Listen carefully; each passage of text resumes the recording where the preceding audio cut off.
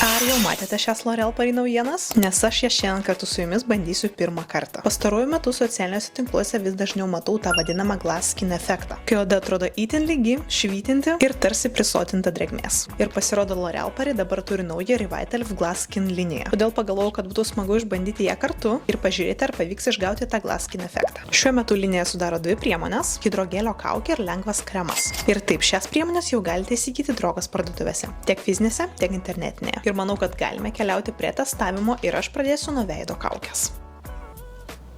Įdomu tai, kad tai nėra paprasta lakštinė veido kaukė. Hidrogelinė ir sudaryta iš dviejų dalių, todėl yra ganėtinai patogu pritaikyti ją būtent prie savo veido. Kaukės sudėtyje yra hialurono rūgštis, glicerinas ir andanozinas, o pati kaukė per laiką tampa vis skaidresnė. Ir taip, laikyti ją reikėtų 90 minučių, tai yra pusantros valandos. Ir iš pradžių reikia uždėti apačią, o tada jau viršų. Praėjo laikas ir jau galiu nusimti kaukę.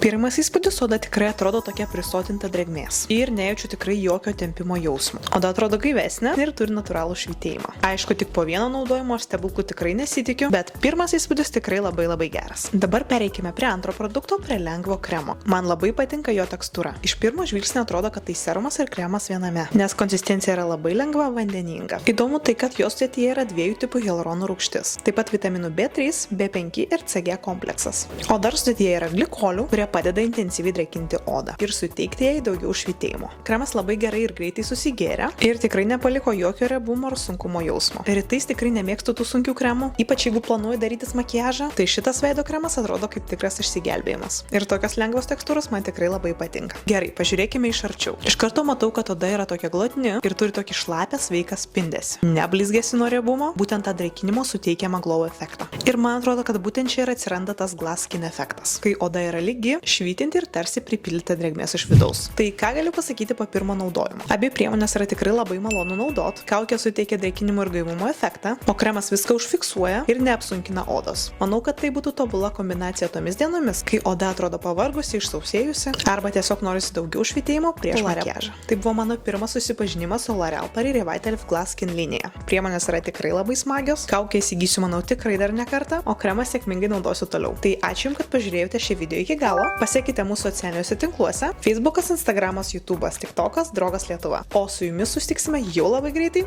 kitame video. Ačiū ir iki!